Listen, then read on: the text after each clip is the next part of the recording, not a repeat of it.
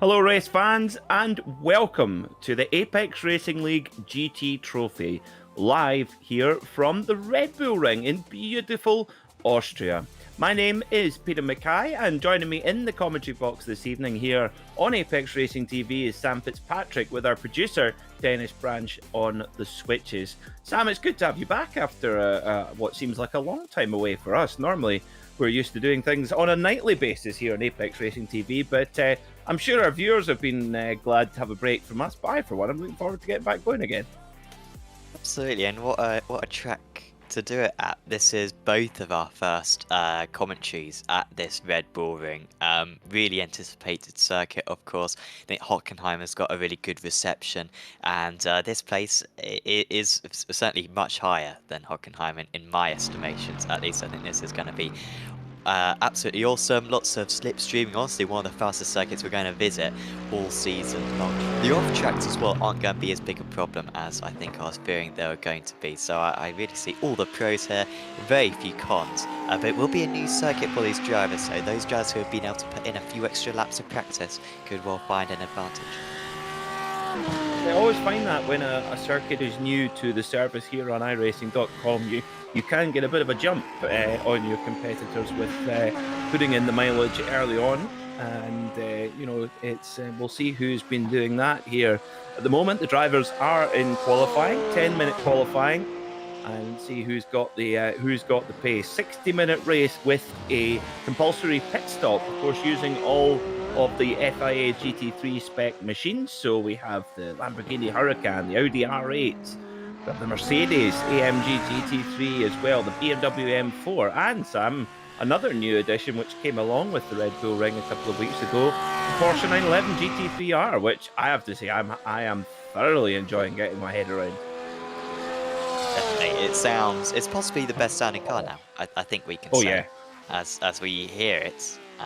It's not quite as loud as it should be, really, because of course in real life this would be about 3 times louder than every other GT3 car put together. I think iRacing kind of stabilizes them all to be similar, but the roar of it is still very nice to listen to. So no, that will be a very good addition. And from what I believe, the BOP is decent in these cars still. Often it kind of goes a bit whack after the season build. But from what I know, the Porsche is actually quite comfortable in this GT3 roster, so it shouldn't be too much of a problem. We should still see a very competitive grid, as the first few times are now being posted. I think what's going to be interesting is we're going to see you're absolutely right, Sam, the lap times are very close from car to car, but they make their lap time up in different ways, which actually makes for really intriguing racing. The BMW M4 is a bit of a rocket in a straight line, so there's certain parts of the Red Bull Ring where this is going to be really the car to watch, the BMW M4. But when we get into the twistier sections, that's where it might play into the hands of, I would say, the Lamborghini should be very good in the back part of the circuit. The one thing that where the Porsche has its advantage is slow corners, and of course there's 2 almost dead stop corners. I think we should watch out for the Porsches in those, both on the brakes going in and also using that typical Porsche rear engine, 4-litre flat 6 engine right over the rear wheels, and that gives it a unique advantage on the acceleration out of the corner. Yeah, it should be, and I mean this circuit, whilst it is, mainly kind of long straights, there is a variation. It's got every single corner. There's not many corners around this space, but it does cover the whole spectrum of kind of long radius, short radius, slow speed, high speed, and so yeah, you're absolutely right. Each car should be able to show its strengths out here. This middle part of the lap, really good fun, particularly in a single seater, but in these GT3 cars it's not too bad. And of course, I was mentioning the track limits right at the start. There's some interesting track limits. Rather than measuring the centre of the car, which is historically the way that iRacing measure the off track, so you can imagine how to code that is going to be much easier. iRacing have actually brought in for this track and also Spa the ability to measure if all 4 wheels are off the circuit. It sounds pretty basic, but it's taken quite many years to introduce that. And so around this penultimate corner, if you're all 4 wheels over the curb, then you will pick up a 1x and your lap time will be invalidated, and that should be much easier for us and of course you at home to be able to see who is track extending and who is not. So keep an eye out for that one. It could be quite important by the end of the hour. Track limits is certainly it's becoming a ever more ever more pertinent argument around or debate around the motor racing world, and I for one think the iRacing system is could be well, with a bit of effort, could be really quite helpful to the real world in terms of enforcing track limits effectively. But it's a tricky one, isn't it? Because of course you want the circuits to be safe. Don't want unnecessary injuries, and of course having a lot of runoff is one way to try to help that. And therefore, if you have a lot of runoff, particularly if it's tarmac, you can then the drivers will obviously try and use it. But I've always thought nothing wrong with a good old gravel trap, actually, Sam. Absolutely, and on the sim racing world, that's the best solution, isn't it? There's really no disadvantage to a gravel trap in the sim racing world. Really, we'd like gravel traps everywhere, honestly, because you know it's an automatic slowdown. You don't have to serve it once you get back onto track. Real life, maybe it's a little bit more complex because you can get dug in, particularly in the single seaters, and maybe do some barrel rolls. But no, of course, Spa with the track improvements, or the track changes at least that they're making over the next few years, are bringing back a few gravel traps. So yeah, that could certainly be something we see in the future. Currently, the drivers, again, the segregation is remarkable between the pros and the AMs. Top 24 pros, and then literally everyone else back from that who set a time. The last 8 AMs are from 25th down to 32nd, and then lots of drivers who haven't yet set an eligible lap time. Believe the drivers can set as many laps as they want out in this session. In fact, no, it's just the 4 laps, but the drivers won't really be limited, I believe. They should pretty much run it straight to the 10 minutes. So lots of drivers still to post in their time. Some quick pro drivers as well. Stix and Nikola Jovic has yet to set his time. And am I right in saying that we're missing the Kenny Roosens out here, and also potentially our defending champion Gates and Anger? And oh, sorry, Anger's down in 11th position. Apologies, but Roosens, unless I'm going a bit blind, I didn't see him on the good.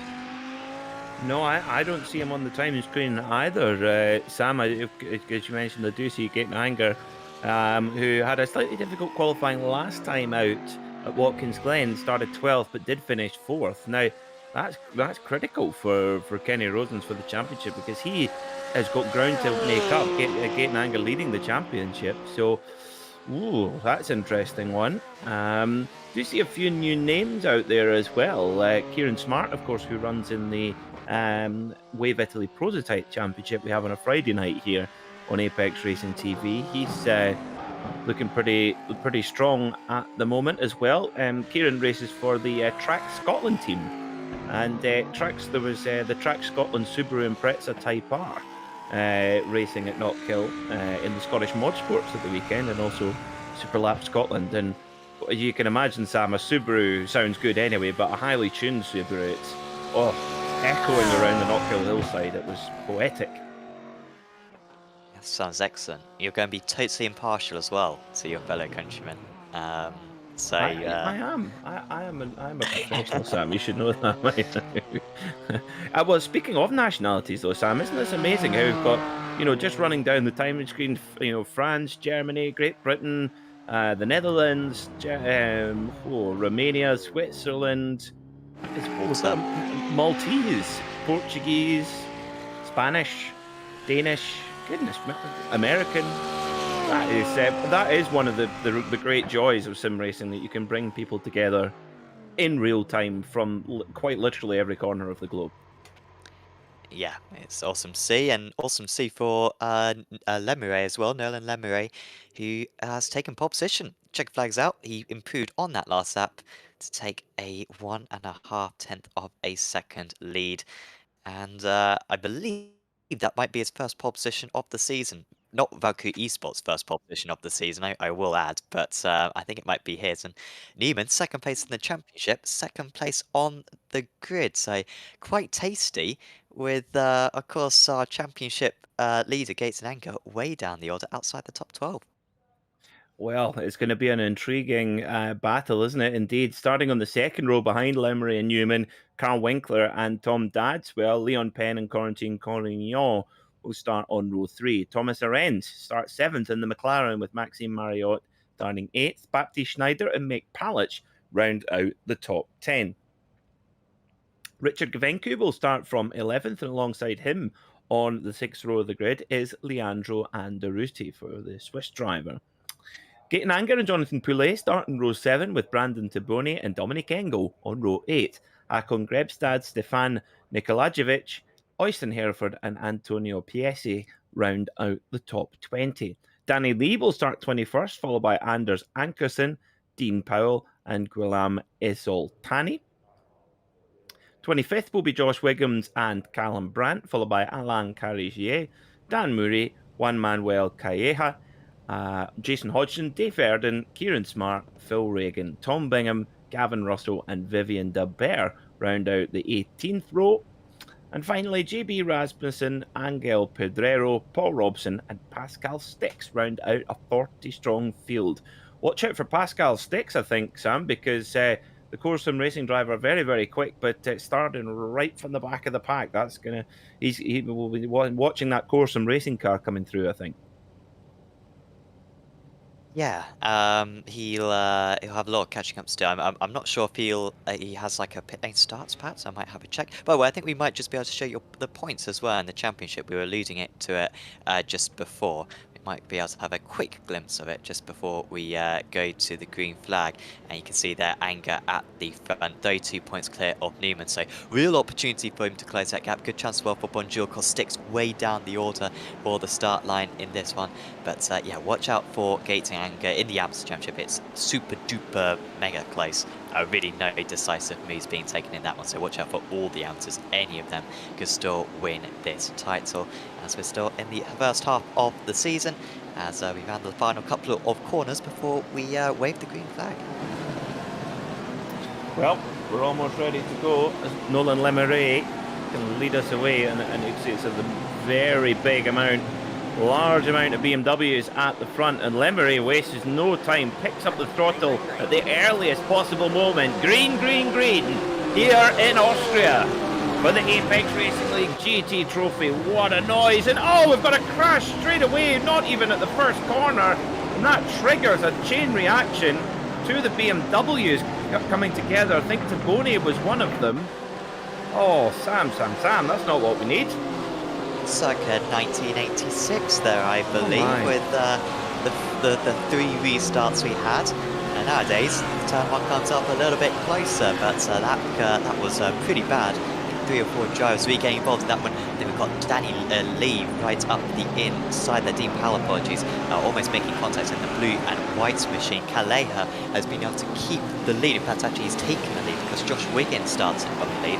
And I wonder if he was fairly near that instant that we just saw. There is Danny Lee just moving up positions himself. I'll say Nikola Javic in 15th position, up 3 places. So the top 4 are all the same way round. Leon Penn with a poor start to go down 3 places. Dreadful start as well for Andrew Yuxi. I think he was certainly one of the cars who was involved in that big incident.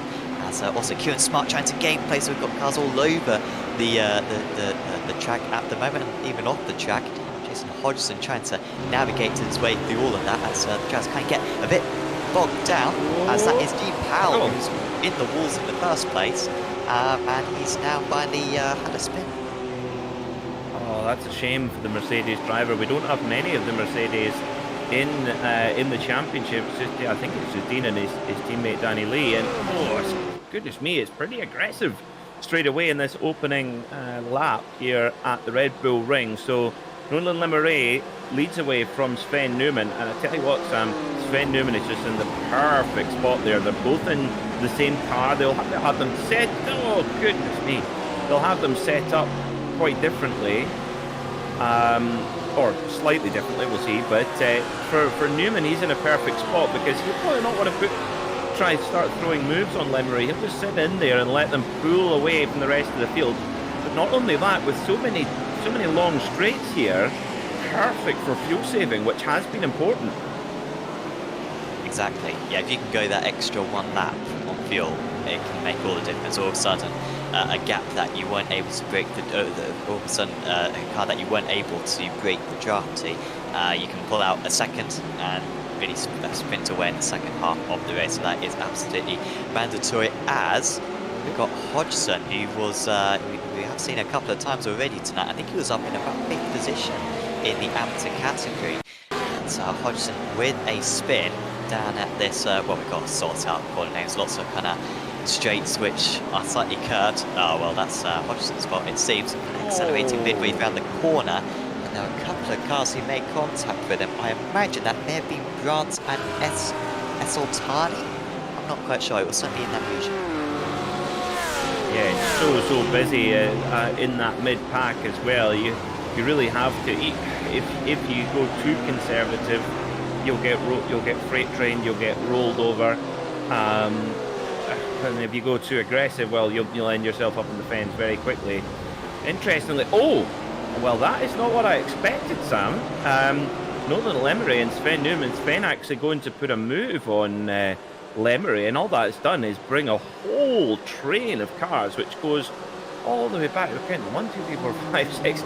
It's all the way down outside of the top 10, all in one continuous train, as Piesi hits problems in the Porsche. Yeah, ironically, it's anger at the back of that one, the one driver that Newman wants to pull away from, and he's kind of just saying, oh, mate, you can join this train if you so be it. 3 wide into this one. Oh well, oh wow, it's consecutive spins, weren't there? And then we've got a track block, and oh, they did excellently well. I mean, usually, you know, hold the brakes, that's a good thing to do, but I think in that situation, Langley was probably right. Driving backwards around the circuit, it avoided anyone making further contact, however. So good news there, but as we so often see around that 30th position, it is just craziness.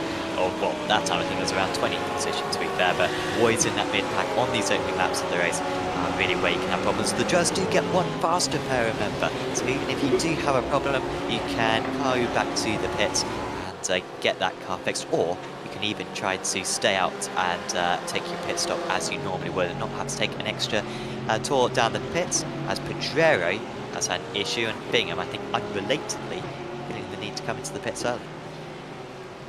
Well, interesting to have a look what the track temperature was. I think when we came into the broadcast, it looked quite high. Let's get a replay then and see. We'll have a look at it in a moment. One of the Lamborghinis having a very good moment here. Gavin Russell. Oh, he nearly had it. He nearly had it.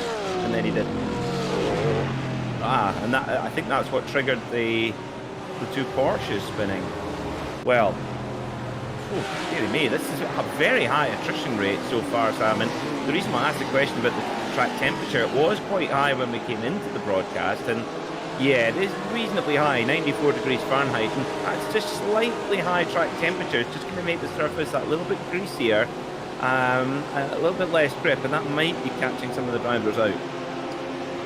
Yeah, that could certainly be the case. I mean, we do try to copy the official series calendar. I'm not quite sure which series this is copying, whether it's the All GT3 series or maybe the Inter Sports Car series. But the drivers, if they have been racing in that official series, hopefully have experience in these conditions. But there's always that fluctuation as well, and of course it's never easy. It's quite ironic.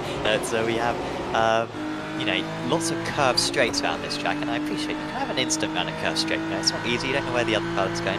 A couple of the instants we've had so far have been down the straightest straights you'll ever see in your life.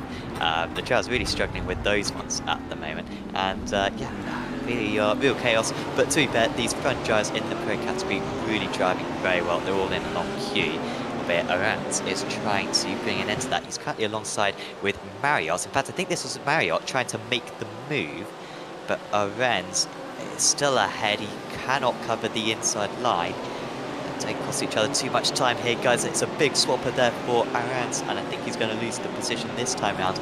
But no, that BMW grunt keeping him in play. Now there's contact down one of the curved straights, and he does stay ahead, but that has dropped them off, and then they're no longer within the draft. It's going to take a lot of effort to catch back up. I just wonder if it was better for Rans then to let Marriott go by and try to follow him back to the train.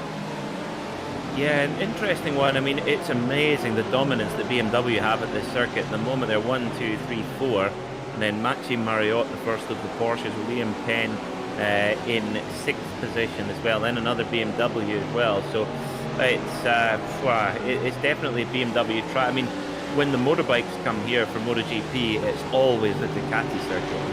Ducati is a very, very, very fast bike in the straight, the fastest in the championship. So that does check out, but the Porsche is definitely fighting their hardest to stay there as well. It's definitely, you can be sure it's not necessarily a Lamborghini track either. Certainly not on the straights. It's not quick car on the straight, but very good in the corners. Oh, and tell you what, Sam, Gaten Anger doing exactly what he needs to do. Just keep quiet, keep in the train. In fact, he'll be running some really good fuel mileage right now in that train, and I think he'll do exactly what Gaten Anger does. At the end of the day, you look at the results going, how did he manage that, Mr. Stealth? I feel like he's almost turning into like, I don't like to constantly compare stuff to Formula 1, but a bit like, Alonso in his Ferrari days, where he's like, I don't care about qualifying. Or like Rossi a few seasons back when he was maybe like 2015, 2016, where he could just qualify down in like 8th place and no one even shrugs because they just know he's going to leave up anyway. Kind of turning into that ranker. He's got so much confidence in his race pace, he really doesn't need to fuss too much. Of course, you'd rather be up there, and I think tonight he may well lose the race because of that poor qualifying, but across the championship, it's really no stress for him whatsoever. He always manages to avoid the incidents. I mean, he must be on a run here of, 4th place last time out. I think before that he must have been on a run of 10 consecutive races in this series in the podium places, as he now moves up to 8th place. So he's got past Leon Penn, who's now down 4 places from the start. Penn lost 3 of them on the first lap. Anker quite a bit faster as well than the drivers ahead. He was about 8 tenths faster than Marriott on that last tour. So we got a change of position. We can't appreciate the elevation change from that angle, but it's a real tool gain. And that is Penn going to lose another place here to make Palage. Then a really interesting one there. I mean, Leon Penn, one of the leading Porsches, and he had absolutely no chance to keep Palage behind there. Palage in the BMW just using all of that Munich grunt and really using it to full effect. Back at the front is very much deadlock. Nolan Lemeray, Sven Newman and Winkler all in the top 3. Just in a bit of a train at the moment, and I think this is gonna be a race of pit stop time, I think. And if you just listen to that, Sven Newman, he's just coasting along, just able to just carry the corner speed. He minimised that throttle input. Very, very interesting indeed. I think just the last point for me on Anger, Sam, is that of all the drivers in the entire championship, he's been the one who's by far and away made the least mistakes, and that's been his secret. Exactly, yeah, and that's absolutely pivotal. He's not necessarily been a whole lot faster than the other drivers this season, but he has got a counter advantage. Just going slow on the inside there, so that might be a back marker. Ankerson, meanwhile, getting past Callagher. Those drivers have been very close to one another throughout tonight, because Callagher at the front of the amateur race at the moment, and wanting to stay ahead, of course, because the drivers score points for their overall position, not their position in class, so it is worth beating a pro driver if you're in the amateur category, and vice versa. You're racing everyone, not just the drivers in your class. But that one's been a while coming, actually, that move for Ankerson. These guys are battling hard, aren't they? 2 Lamborghinis up against one another. That is lovely done there from Essoltani to get past Reagan. And also Poulet is just a little bit ahead of them. Well, quite a bit ahead of them, to be fair. And Poulet had an issue on the last lap. He dropped about 10 places, I think. And Poulet 8th place in the championship. He didn't have a good Watkins Glen round, actually, did Poulet. This season's very much soured for the Belgian. But yeah, that last lap was very poor for him. Lost, I think, about 16 seconds that last tour. That must have been some... Whoa, he's had a spin there on the exit. Oh, just puts one wheel on the grass and that sends him around. That was the corner where Paul Espargaro and I think Miguel Oliveira. Yeah, Miguel Oliveira basically crashed and wiped out Paul Espargaro, and everyone blamed Paul Espargaro. I felt so sorry for him. It was one of those weird ones. I've watched the replay 100 times. I just don't see how this guy's getting chastised for being wiped out of nowhere. Yes. And of course, everyone in the YouTube chat knows how stupid most sport fans are. Because you're one, we're two of them. Oh yeah, so we really right there know how stupid we are. So there's always the thickest who go to the top in the commentary world. So no. So yeah, I can only apologise on our behalf there, Peter. Penn is going to be overtaken by Schneider here, I think. And that would, Penn has been able to hold on to that one, but Penn, remember, started all the way up in 5th position, but he's going to be at the back of this train. Gafenku as well, actually joining onto this one. Gafenku must have got a rubbish start, I can only imagine, because it's always been kind of leads 11, I think. I think the 12th place man's always been a bit far behind, but all this batting going on ahead. Gafenku, who of course has got a podium already this season, I think back at Monza, is hitting more back up. See one of the Lamborghinis there just coming out of pit lane, and all of a sudden he's got the leaders going into the draft and then flashing him. It's so we're thinking, oh, leave me alone, I'm trying to run my own race, and he does. It gets out of the way there as well. So still Lemery leads from Newman, from Winkler. So Corsim Racing switch from the Audis to the BMW has been transformative. Would be unfair because they were already front running anyway, but it's really got them right into the battle with Valkyrie Esports. Yeah, Valkyrie seemed to have the advantage early on, didn't they? Reasons is Valkyrie as well, isn't he? And I think Reasons has been the fastest driver onto this season. Albeit, of course, a few mistakes he's made. Remember that lap at Monza, of course, where he took pole by 4/10, and that was really maybe a slightly misleading parts of the season, because at that point I think he shot to our favourites for the title, but he's really gone his way. And since then, even in that race, of course, spared on pit entry, dealing with the back market. He just had a rubbish hour-long race besides that. But no, great to see Core properly battling there, and of course Newman, I think probably the favourite man to challenge Gatenanger for the title, as Rasmussen just gives Lee a little bit of a tap there, and is going to have to follow him behind 6th place in the AMS against 23rd in the pros. Of course, the West track representing the pros, and the West track representing the AMS.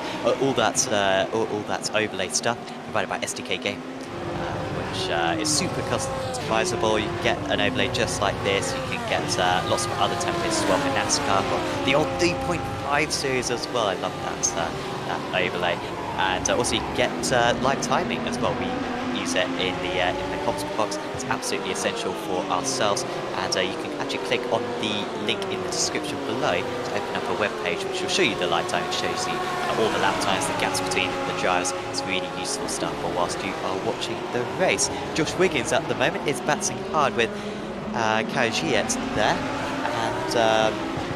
and in fact, actually, that was Branches going to the front of this one, but yeah, Karagiet and Wiggins 2nd and 3rd in the amateur category. So Karagiet actually being able to, just trying to come back right now. But Brandt is able to get past into 20th place, and a spin just behind. That's Morley from 4th position in the AMS. I think he might drop down to 5th or 6th then. Oh dear.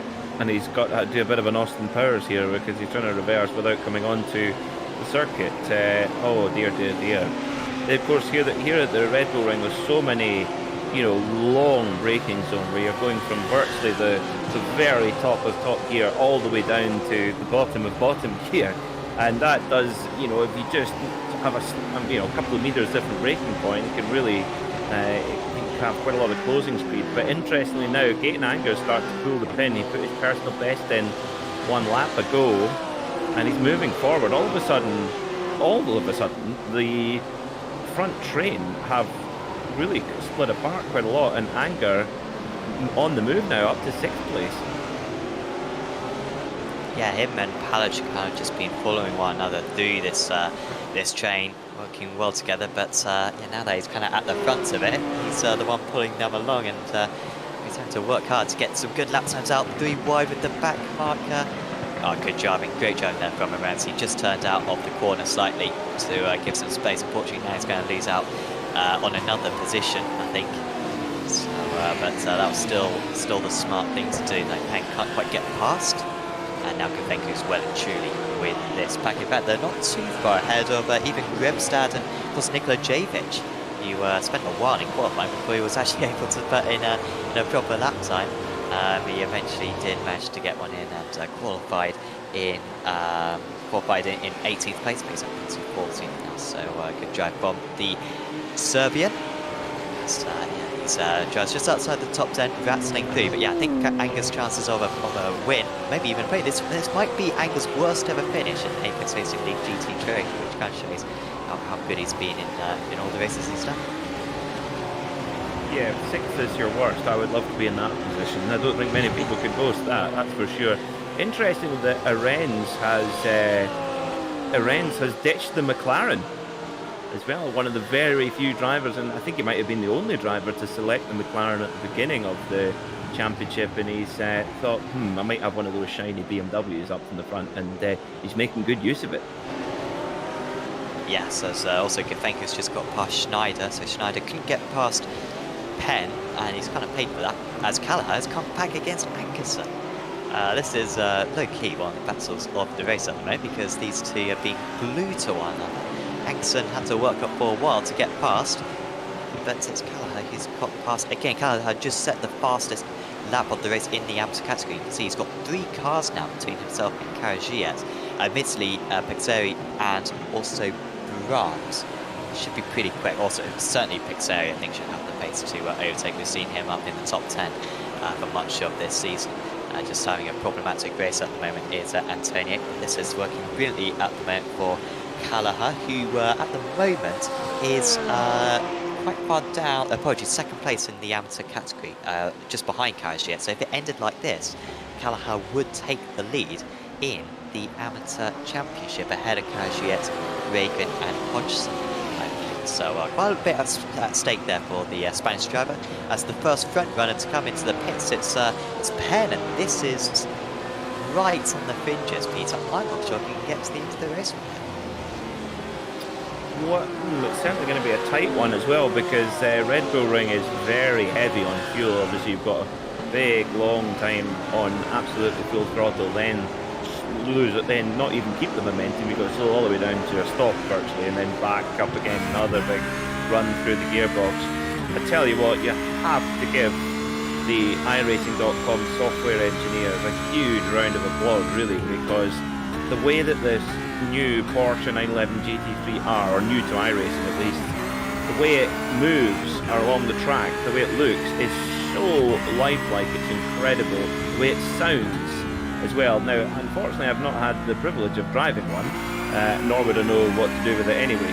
And it was interesting to hear from some of the top Porsche drivers who do sim racing as well, like Matt Campbell, for example, to see how it behaves behind. But it is amazing how they've just got the way it corners so flat and uses that kind of rear engine layout so well. But it is, I'm in awe, I have to be honest, Sam. I mean, I don't think we often take a moment to realise just how advanced this technology is for stuff that you can have in your own home.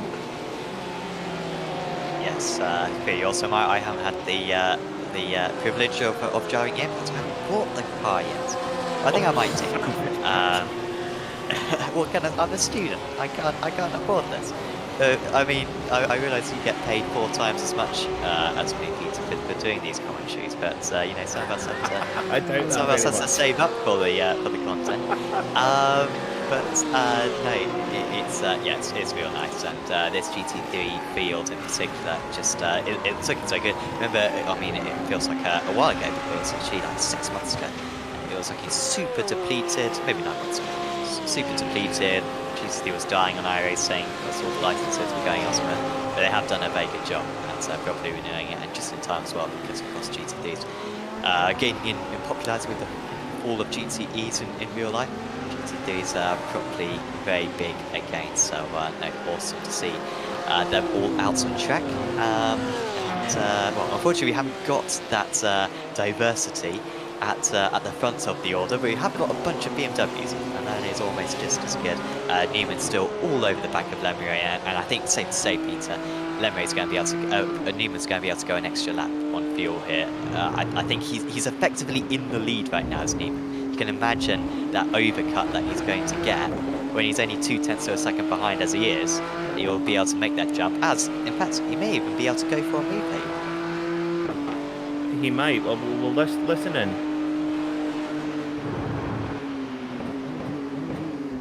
That's the sound of a man who's in no hurry.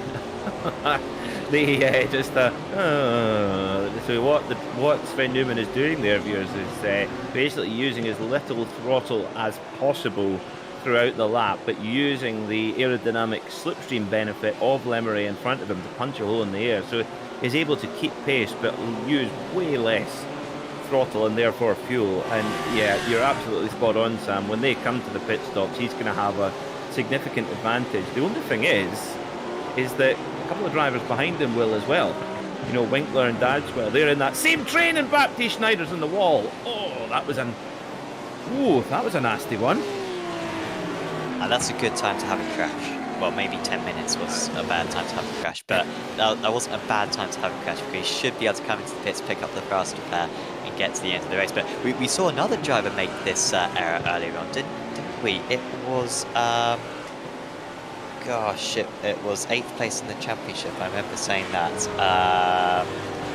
Anyway, another very good driver made that mistake. Poulet, of course, Poulet had that exact same issue. Round that corner onto the gravel. We love the gravel chaps, and that father is a white. It punishes you. Yeah, I think it's, and I for one think it's maybe even the safest way as well, than these stupid sausage curves anyway as well. So the pit lane is starting to get a little bit busier now. 24.5 minutes in, the pit window well and truly open. Still the stricken Mercedes of Dean Powell in there as well, and he's been there for quite a while. We need to keep an eye on Leon Penn and see his progress, because he is very much he was by far and away the first pitter, and we think, Sam, he's going to I actually think he's going to need a draft partner to get that car to the end. Either that or some really heavy fuel saving, which kind of defeats the point of going for the undercut in the first place. Yeah, I think he's going to need some witchcraft, honestly, to get to the end of the race from here, because that was so early. Yeah, and actually, I don't think he's trying to get to the end, because his pit stop was about 3 seconds shorter than what. Although I guess it has to be shorter, because he already had loads of fuel in the tank, didn't he? So yeah, maybe, but I'd give him maybe a 5 to 10% chance to get to the end. These cars are limited to 60% fuel. And around a circuit like this, you wouldn't back them to go more than 55 minutes. So you think 60% of fuel, you're maybe going to maybe 35 minutes. He'd have to go over 40 minutes, and that 5 minutes, it doesn't sound like a lot. Imagine trying to use 15% less fuel than what you're already using. I mean, that's huge. You're on the dot for 15% less. It's not even worth trying to fuel save. So I imagine he'll have to come back into the pits. I just wonder, why did he have to pit so early? Maybe it didn't seem to have any damage. Maybe a penalty. I don't know. But by the way, I only just noticed a moment ago, Andrew Uti did the entire first 22 minutes of those race without a front end of his car. He crashed at the start line. We saw that quite big incident on lap 1, and he went the entire 24 minutes before he could make his pit stop without a front end, and he was still in the top 20. He was ahead of all the outs. Great effort from Andretti, and now that he's got a clean car. Watch for him to make up a lot of places in the last half an hour. Yeah, of course, involved in that. I was going to say turn one. It wasn't. It didn't even get to turn one. It was like I don't even think they were over the start-finish line. Actually, had a bit of a tangle there, but a lot of cars that have been in a bit of argy-bargy already today are approaching half-race distance. And who is going to blink from this first group? Lemery, Newman, Winkler, Dadswell in there as well. It's an interesting one because I don't know if Lemery is necessarily pushing 100% either, because he knows he's not stupid. He knows exactly what Newman's doing, so he's thinking, all right, okay then, if you want to sit behind me, I'll fuel save too, and you can go behind me if you want, or we'll run at this pace. So it's a game of chess going on at the front here between the BMWs. It's Bavarian chess is what they're playing. So what was that? Bavarian chess. Yes, because they're made in Bavaria. BMWs. Oh, sorry, The yes. Bavarian Motor Works. I have a Bavarian in my room. It's a snake. Oh wow! Enclosure. We don't have a snake, but you know, nice to have things. And so I was quite confused there. But, well, makes sense. a bit of just a minor interlude history lesson. Of course, it's Bavarian Motor Works, and it's got the kind of blue and white badge. Before the war, you had a red and white badge, and it was called Eisenach or Einach Motorworks, which was in East Germany, and actually that was where they were sort of made. They were made. That was where the EMW came from as well, which was what became the East German state racing car manufacturer, and where BMW motorbikes are still made to this day.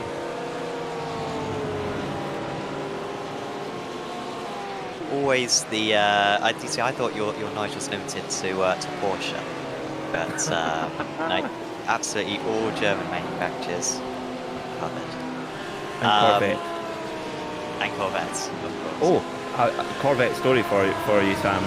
I was commentating on Superlap Scotland Time Attack at the weekend at Knockhill, and there is a chap from Bath who drives a Corvette C6 all the way up to Knockhill, does a whole weekend of Superlap Scotland, and then drives it back home again. And this Corvette C6 has, wait for this, 210,000 miles on the clock. It's got to be a record, right? Who said they were unreliable? Oh yeah, exactly. Get that man on an advert, and their sales will double. Callahan is wait, is he onto the back of no, apologies, this is still with Ankerson. These two together for eternity, I think. They have been able to pull away from the others. Brands hasn't quite made the impression I thought he would do. There's also Tabone going past Penn. Has Tabone already made his stop? Yes, he has. Although Penn has already made his stop, of course, hasn't he? Well, actually, no. They've both made a pit stop. They've both got to pit again, though, I think. And Tabone will have to put in more fuel because he pitted at the end of lap one because he crashed. So, yeah. They're both still got a pit. So they are kind of in position, but of course, Penn will have to take less fuel, as Anger is going in defensive against Paluch here. This is unusual. I thought Paluch would be quite patient around the pit stop sequence, but he wants to get past the championship leader. Well, I think Kate Anger might well want to oblige here. No, that's not obliging. Oh, goodness me, that's on the firm side of things, I would say, and he loses it a little bit on the exit. I think Paluch will be pretty angry with that one. Whoa, yeah, that's what the inside of a Lamborghini looks like. Goodness, that's running it close. We've just gone past halfway, and interestingly there, Sam, as soon as you get to any kind of corner of any kind of speed, the Lamborghini has just got so much poise and so much balance. It's just corners so flat, and the BMW is a bit of a wallowy golfer's car in comparison. But then, as soon as the straight comes in, that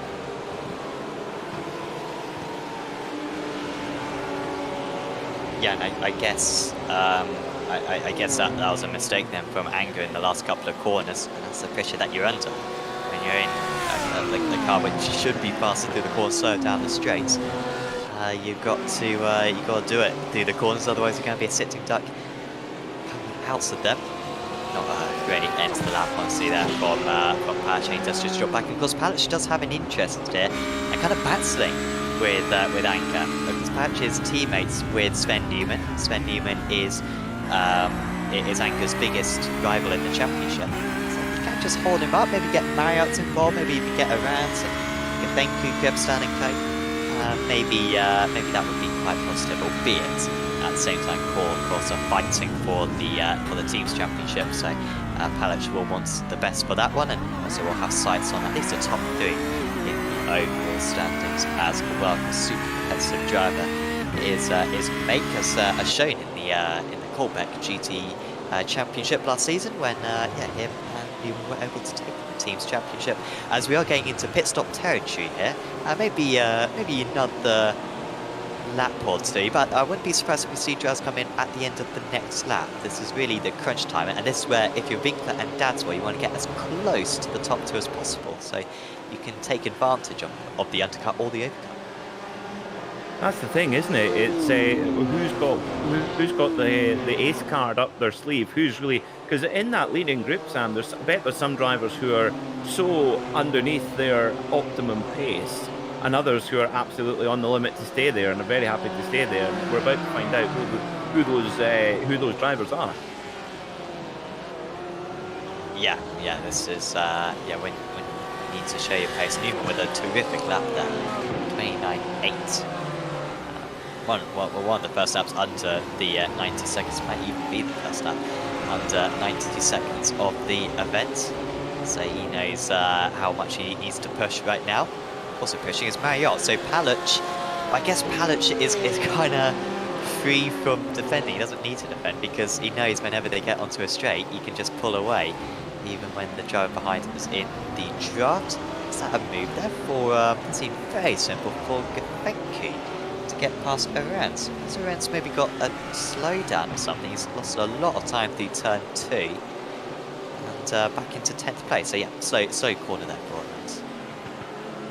Yeah, they're just circling around the end of the top 10 at the moment for Arens. Is getting used to his new machinery, maybe, perhaps as well. It's certainly probably, compared to the McLaren, it's probably like driving a sofa compared to that thing. It's a bit of a widowmaker. Carriage, oh no, sorry, I thought you'd take back to the pits there. Apologies for interrupting. But Carriage, championship leader, of course, in the amateur championship, into the pits here. I assume that's a scheduled pit stop, not technically. Old caller, Carrigier. Well, is he not? No, I'm getting mixed up with Anderuti. Of course, I'm getting my Swisses mixed up. I'm getting Swisses crossed over. So Penn's done it. He's spun and he's crashed as well, and he's just come in for his pit stop. So apologies, he didn't just come for his pit stop. He's going to need to make another pit stop anyway. But I hope he's still got his faster spare. Of course, quite easy to. We say put it on by accident, isn't it? That's a pity for that's a real pity for Leon Penn. I was really looking forward to seeing if it was possible to run that to make that fuel tank last. Yeah, well, the drivers are still going, aren't they? So he would have had to have done, I think, about 42 minutes on a tank of fuel, and the drivers are now pitting at about 35, 36 minutes into the race. So they would have had to save about 5 minutes. It maybe would have been close, but certainly wasn't ideal. It wasn't planned. I think if it wasn't planned, it was an absolutely dreadful plan. Callaghan staying ahead of Angus. A very bold call indeed. Yes. The only circuit I think where you could perhaps get that kind of degree of fuel saving would be the Nordschleife, because you're carrying so much momentum. You can actually lift and coast a heck of a lot. And particularly if you get behind somebody who's pretty quick, and you can sort of just, whoa, dearie me, that's gutsy there from Schneider, and oh, that's clumsy. Gutsy and clumsy, very close together on the scale. Oh, wrong way. Oh, come on. No. I think he's got a suspension failure, I think. I'd hope so. Well, to be fair, the incident before, he was kind of forced into the grass, so he couldn't stop the car by the time they got onto the brakes. Or at least that's how it looks, because everyone's, well, some drivers went into the pit, so Winkler came in, Newman stayed out. Well, sorry, Newman's got ahead of Lemery. Apologies, so Newman's got ahead of Lemery. I wonder if we can find that overtake. But all those drivers managed to stay out. In fact, they're still side by side. Newman's gonna go through here, unless Lemery's got something to say about it. Because lots of drivers coming into the pits elsewhere. As yeah, here was the start of the battle. So I think it was a mistake actually from Lemery. Lemery has kept the lead though in real time, but I imagine they'll be coming in any second now into the pits. Well, that's an interesting piece of psychology there from Newman. Maybe thinking I've hit the fuel number that I want, and now I'm gonna try and slow him up a little bit. I don't know, but that could play into the hands of Dadswell possibly. Let's see. Oh, wow! Very very late call there for Lemery, and you're more up on the rules than I am, Sam. Would that count as an what is it they call it? Not unsafe pit entry, illegal pit entry. Or can you cross the line on the way in? I have no idea. Oh well, we'll find We're out. about to find if out. he gets called back in, yes. But Newman's, how much fuel did he save? He saved 2 more laps than a lot of drivers who were in the top 10. He's gone 2 more laps than most drivers out in the entire field. He's gone 1 more lap than everyone else. That's how much fuel he was saving. And I'm surprised, honestly, that he actually, well, I can kind of understand it. But maybe, I guess in hindsight, he wishes he didn't. Also, a little bit of contact between the two of them. It's such an awkward pit entry around this circuit. That's Lemery was having to return in early, as has Dadswell got ahead of Lemery.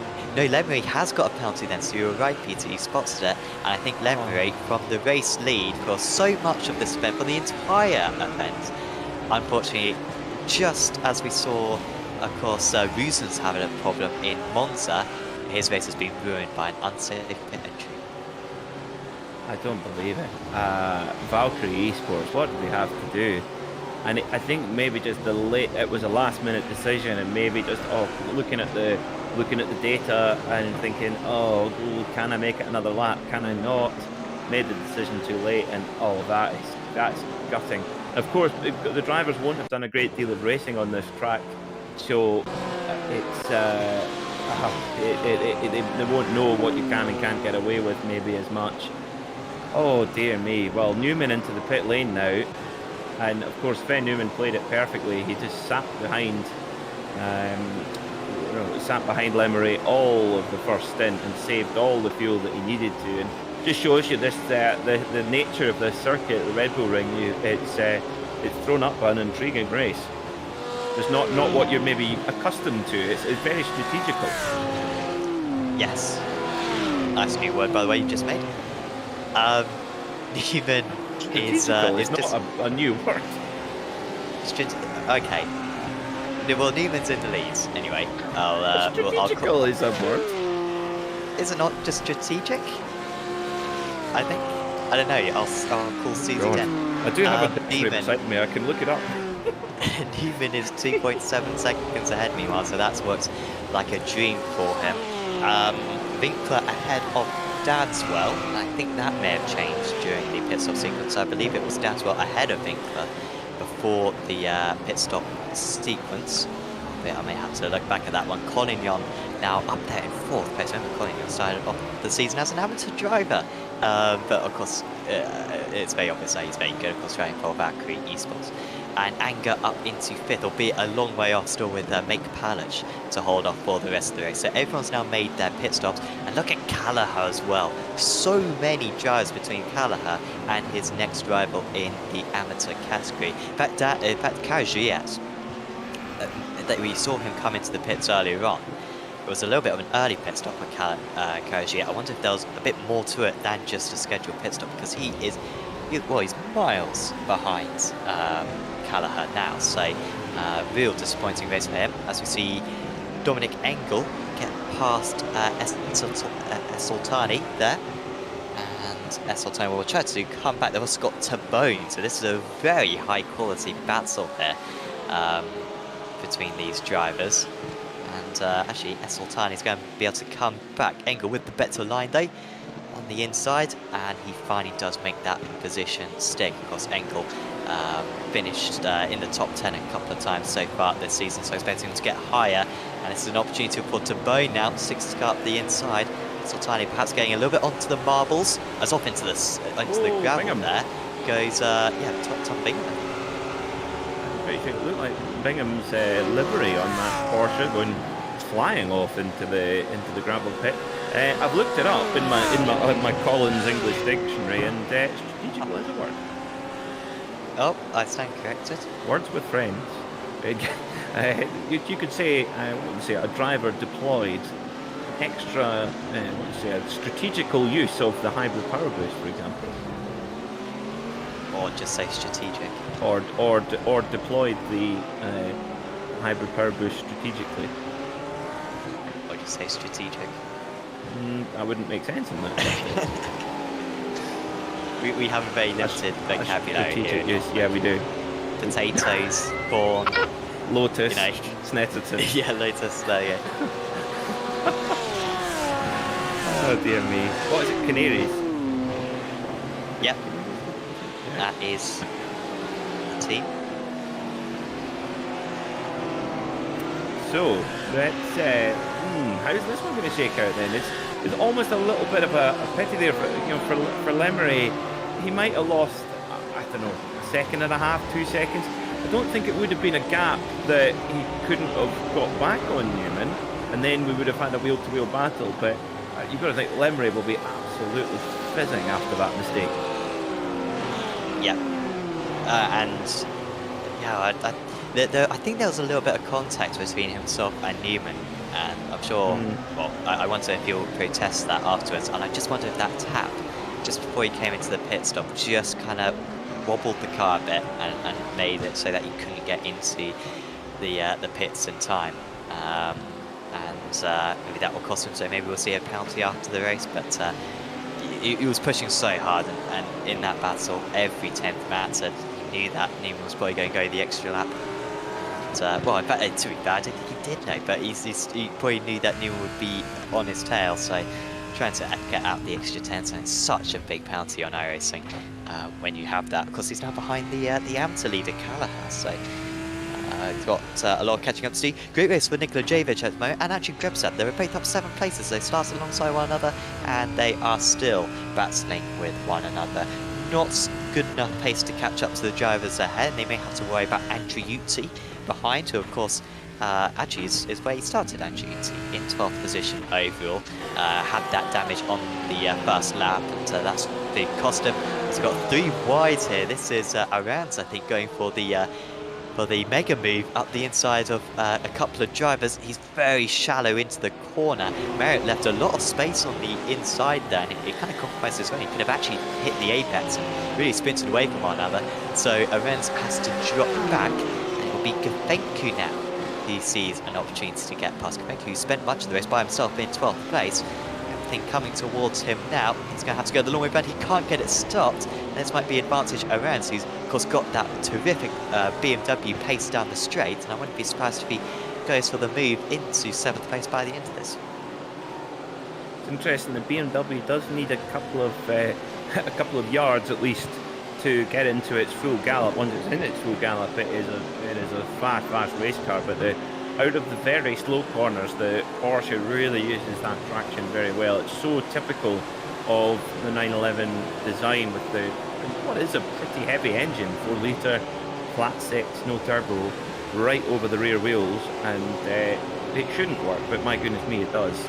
There's certain situations where it doesn't, but out of the really slow corners, you just get that nice boogie. And of course, with it being naturally aspirated as well, you've not got that kind of aggressive spike from the turbo that you can sometimes get with highly tuned turbo engines as well. So it's a lot. What amazes me driving the 911 GT3R here in iRacing is just how early you can get on the power out of corners, slow and medium speed corners, and you can get the power right down without worrying that the tail's going to wag and give you a slap around the back of the head. It's a very confidence-inspiring car.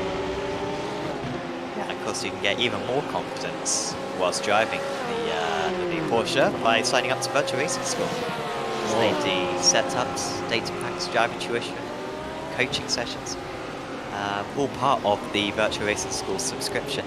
So go sign up at Virtual Racing School. There is a link, I believe, in the description below, where you can get details. Over 50 cars. It's not just the Porsche, but it is so many GT cars, also single-seaters, prototypes, and even oval cars. Also the Radical as well, which is favourite.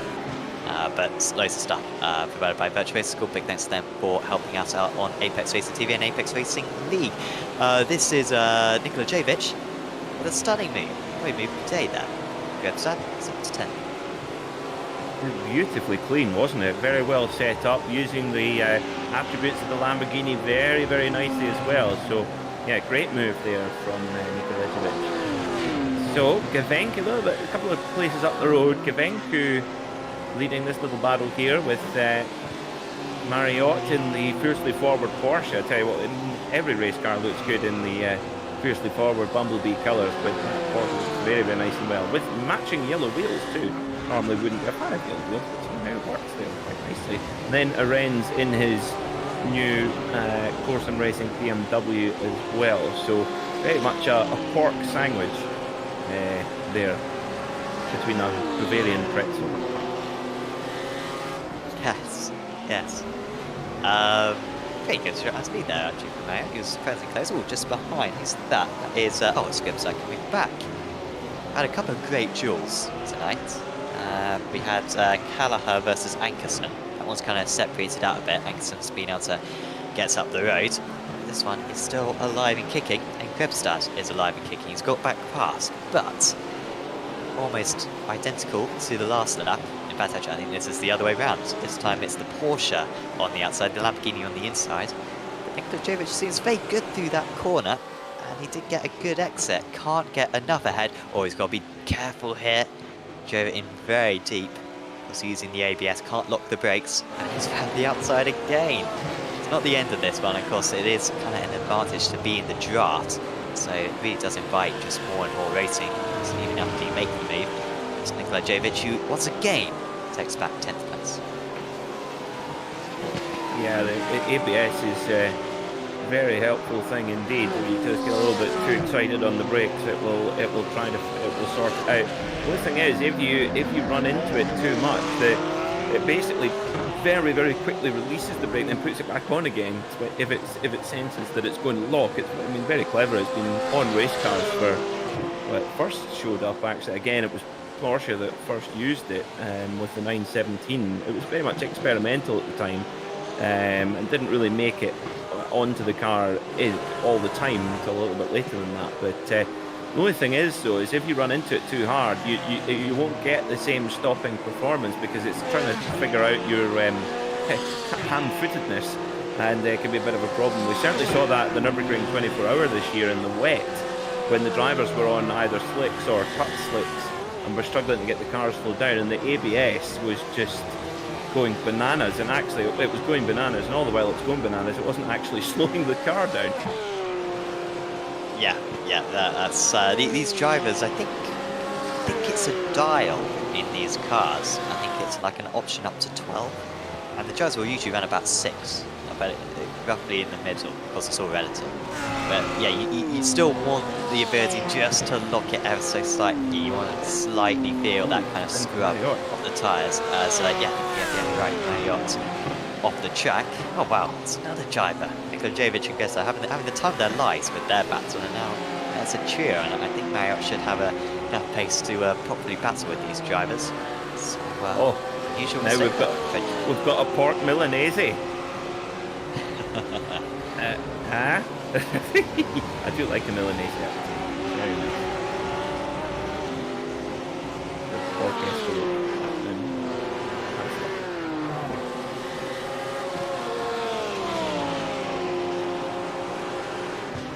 Certainly filled up our culinary talk for the evening. We have. Well, you'll notice that the Rauch Juice Company branding around the Red Bull ring, and one of the reason for that is, of course, Rauch make fruit juice and sell it in Austria, but they also make Red Bull for Red Bull. I It's made watched on one. contract. Yeah, I guess. I know two things about Red Bull. One thing is that over half of their expenditure goes into advertising, as is probably no surprise, advertising, marketing. And also it costs, I believe, it's 5p per can to make a can of Red Bull. It's very cheap. But of course, it's very much the brand that they've made. And yeah, there you go.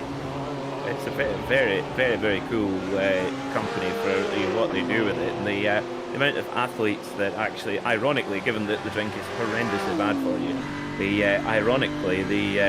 it's given a lot of athletes a professional career in so many different sports, and motorsport, of course, being one of them. And quite honestly, without when cigarette sponsorship was legislated out of sport, the energy drink companies have really kept things going. So especially motor racing, where a huge amount of finance is required, it's and of course this facility kind of epitomizes it all. It's an amazing place, the Red Bull Ring, what Mr. Mateschitz and his company have done with it.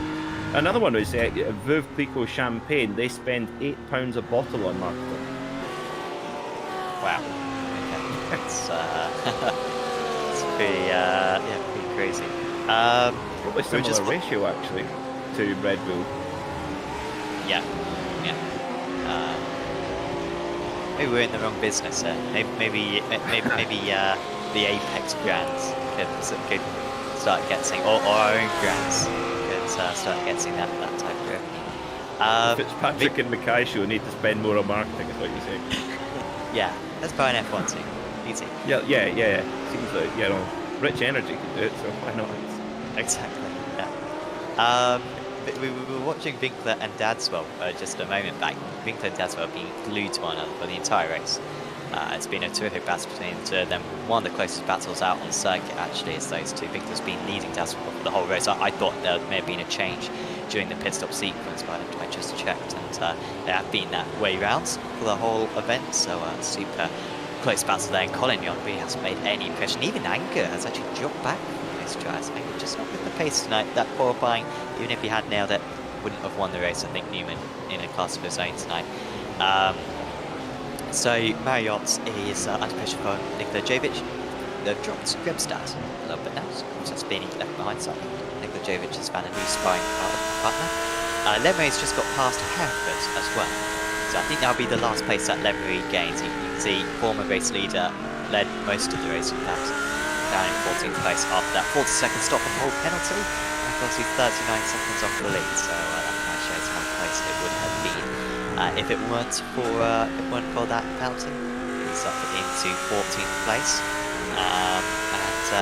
Still Callagher leading the way in the amateur category on course for a lot of points. He's completely by himself as Callagher at the moment, so it's something good to get all those points. I think one of the in fact the battle that we had watched quite the best battle at the circuit at the moment. Of course, there's also a battle between Bingham and Regan for 6th and 7th in the amateur category. Once again, if you click on the live timing link in the description below, you can see everything that's going on. We can't possibly show you all the info on screen at one time. It will take up the entire screen. So do click on that. You can see all the gaps between the drivers, as that is Bingham still defending, I believe.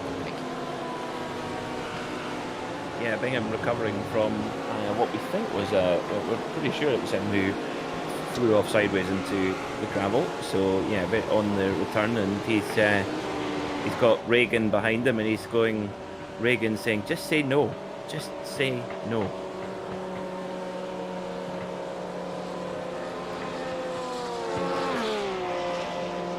Now we have a drive-through here, I think, for Callum Brandt. Indeed we do. So exceeded the incident point limit. Of course, the drivers get 16 incident points handed out by iRacing automatically. The way that it's handed out, if you step over track limits, you have 1 incident point. If you spin, you get 2. And the worst one of all is if you hit another driver or are hit by another driver, you get 4. So just a couple of tip taps to other drivers, and all of a sudden you're going through pit lane for a drive-through. Yeah, I think he's the first man I've spotted at least who's got one of them. Actually, Tabo may have got one as well. I'm not sure. He's been registered as going down the pits twice. As you know, Grant's still only got one, apparently, so that doesn't register as a pit stop on our screen.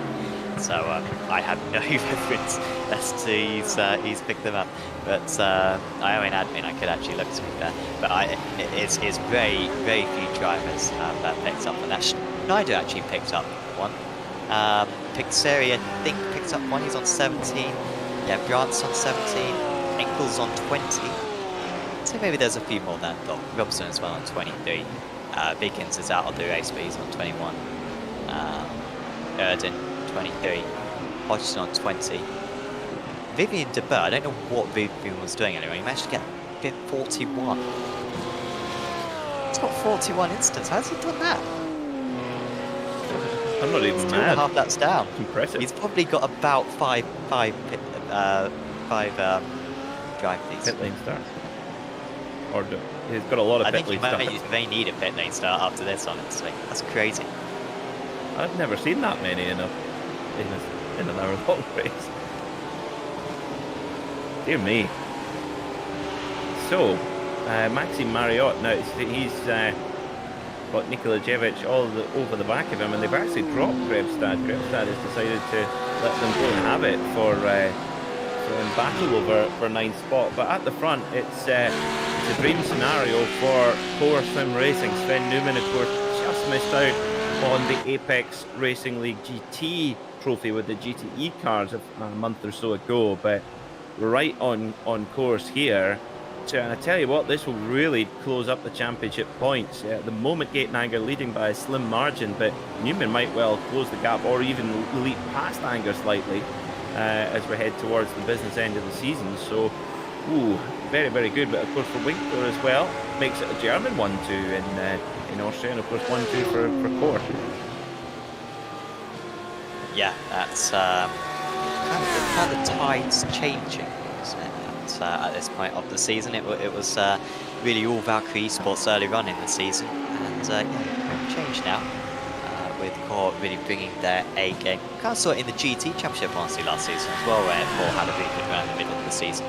Weren't quite able to clinch the championship with Neiman, but very close. As Grant, that's not a great overtaking spot that corner, just with the way the camber works and the curve on the outside, but Grant was able to get past across after that drive through earlier on. A battle that's tightening up a little bit, and of course is of much interest to Sven Neiman, is the battle between Anger and Palach, because Anger had a little bit of a poor lap a couple of laps ago, and it's allowed Palach to get close, and we know how quick that BMW is down the straights. Anger's got to get this turn one just right if he's going to hold on to 5th place, and sure, Palach will use his elbows if he has to. Yeah, he might well do. This is the last lap we're on to now as well, so it is last chance saloon for Mick Palach if he wants to make a move on Gate Anger, and this would be doing his Core Sim Racing teammate, of course, Sven Newman, a big favour, and here he goes, big lunge on the brakes, and just parks it at the right point. Anger goes to turn in, and there's a big black BMW in the way, or big Core Sim Racing BMW, I should say.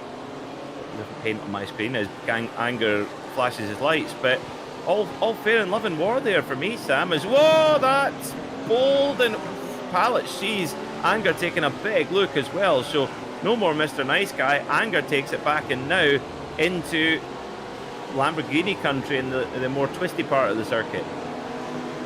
Like Marquez Dobby from a few years ago, isn't it? Dancing left and right on the last lap. What a battle, and what a win for Neiman. Yes, absolutely super drive. Really, really smart driving from Sven Newman. Flashes the lights and wins here at the Red Bull Ring. Sven Newman, your winner. Now, Palach is he's not having it. This is Dobby and Marquez, and you can see Palach just using all the speed and more. It's going to set up a drag race. No, it's not.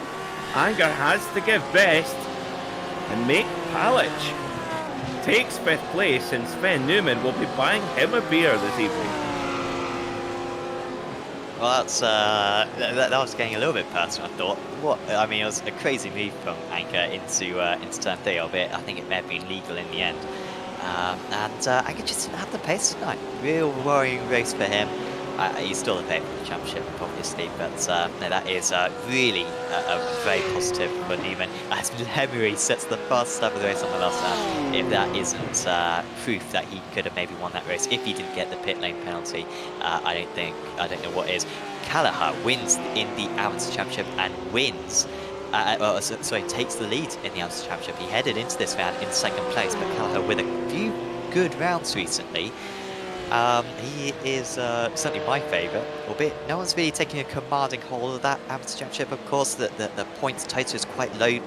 Each of the amateur drivers have had their bad races so far, but Callagher has really got up ahead of Storm recently. I think that's 2 amateur race wins in the last 3 races, and that was probably his best drive of the season right there. Error free. That was miles ahead of the next amateur driver. As we see our race winners, Neiman and Winkler, on their parade lap, and yeah, what an encouraging performance that was for Corsi Racing Team. A very, very encouraging performance indeed. So Sven Newmer then your winner by 6 seconds from Carl Winkler, with Tom Stadswell very close behind in third, actually, just 0.3 of a second separating that pair. Corentin Collignon was fourth. The former AM class competitor, don't forget, showing exactly why he deserves to be in the pro class. Mick Palich rounded out the top 5 after that thrilling last lap battle with Gaten Anger. Richard Gavenki was 7th, followed by Thomas Arens, Maxime Mariotte, and Stefan Nikolajevic, rounding out the top 10. Hakan Grebstad was 11th on the timesheets. Juan Manuel Calleja was your AM class winner by nearly half a minute over Dan Murray, with all of the other drivers in the AM class off the lead lap. Alan Carigier, Dave Erden, Jason Hodgson, Tom Bingham, Phil Reagan, JB Rasmussen, Angel Pedrero, and Vivian Debert rounding out the class top 10. What surprised me, certainly in the early stages, Sam, there was the attrition rate was very, very high to begin with not necessarily drivers, getting into argy-bargy in overtaking. It was more spins and stuff like that, almost causing a roadblock. The drivers really struggling early on. Yeah, yeah, it was unusual, wasn't it? And I think the rest of the race was fairly high quality, but maybe that's, getting used to the circuit a bit, of course, the high track temperatures you identified early on in the race. Um, but sure was an entertaining one in the end. By the way, quick shout out to our last sponsor as well, apologies, Apex Racing Academy. Oh, you mentioned Virtual Racing School. Virtual Racing School is great, but Apex Racing Academy is also great. And the great thing is that you can they're integrated with one another, so you can use the benefits of one with the other. So you can use the Virtual Racing School telemetry, for example, with the Apex Racing Academy setups, and you can use the Apex Racing Academy setup sync technology with your Virtual Racing School stuff. So it's awesome. So buy a subscription to both if you so choose, or you can just get a subscription to one. Of course, Apex Racing Academy also provides 29 data packs for, once again, a variety of cars. GT3s are included, also rallycross cars as well, if that's an area that you are interested in. Do check out apexracingac.com for more details on that. As we're a bit lonely here, Peter. No interviews. No one wants to have a chat with us. No, not yet, not yet. It's been a real thriller of a race there, very much a thinking race, and Sven Newman played it absolutely perfectly and just kept. It must have been really frustrating there for Lemery, knowing that he was quick and couldn't really actually set the pace by being at the front. And I think he tried to drop back and let Sven Newman take a turn at the front, but Newman stuck to his plan very, very firmly. And I still believe that Lemery would have been in that leading battle in the second stint, but that silly error really, really cost him. Yeah, very much a what if now, isn't it? Who would have come out on top? What would the gap have been coming out of the pits? Would it have been, less than a second so that Lemery could drag himself back up to the rear, or would it be more than a second and maybe the gap would just neutralize to the end? it was certainly very evenly matched. I mean, as you say, at the start of the race, it's kind of tricky to set the pace because the driver behind you is all over the back, got the draft at every corner, every straight. But no, Newman kept us cool, and really, that second place on the grid was the place to be in hindsight. Next round of the championship, by the way, is Brands Hatch, which is quite a change from this one. I mean, very good scenery, just as in Brands Hatch. I think also a spectacular spectator circuit as well. Brands Hatch, of course, if you stand above the by the pits area, kind of above the pit area, you can see at least the entire Indy course, all in one go. And around this place as well, it's kind of the same thing. If you're maybe by the grandstand on the front stretch, you can kind of see the whole track. It's kind of bowl shaped almost. But yeah, that will be quite different, and maybe a track where the BMWs are going to change. Maybe that's just what Gates and Anger needs in that Lamborghini, because that should be one of the best races of the season for the Lamborghini. I think that it is going to be definitely Lamborghini country, that's for sure. And yeah, I think that because Brands Hatch has got just such a lovely flow to it as well, especially out the back part of the circuit. Where, yeah, I think that could be the point where we see Gate and Anger's return to the front of the field in the RLGT Trophy. Yeah, and that's I think Radicals are visiting there this week as well, so I might give it a spin. It's such a tricky circuit, is that? I mean, I think it's maybe I don't feel like it's used as much as maybe it used to be a few years ago. Maybe alternatives like this Red Bull Ring have come into place to maybe an alternative, especially for these GT3 cars. But if you dip onto the grass around there, I mean that you're gone. And of course, you're into the barrier. You can have pile-ups. So if today we had a high attrition rate, at least at the starts of the event, Brands Hatch could be a whole new realm, honestly, because anyone will do well to survive the whole hour mark. Yeah, that's true. The attrition rates at Brands are usually very, very high indeed. One not to miss next week at Brands Hatch. Same time again next week, 7 p.m. GMT. Next Tuesday, myself, Peter Mackay, and Sam Fitzpatrick will be bringing you all the action of that round in Kent. As always, Dennis Branch, our producer, will be bringing you all of the snazzy images and graphics as well. Thanks so much for watching tonight here on Apex Racing TV, and we'll see you next time.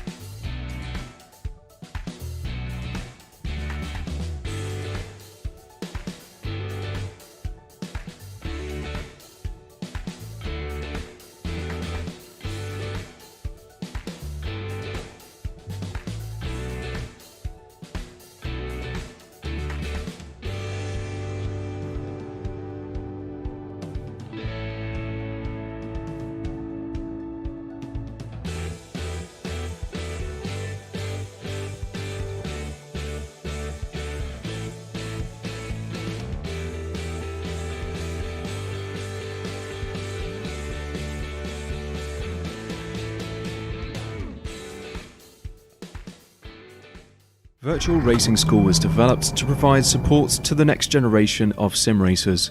No matter if you're a rookie or veteran or what car or track you'll be racing, our goal is to provide training every step of the way.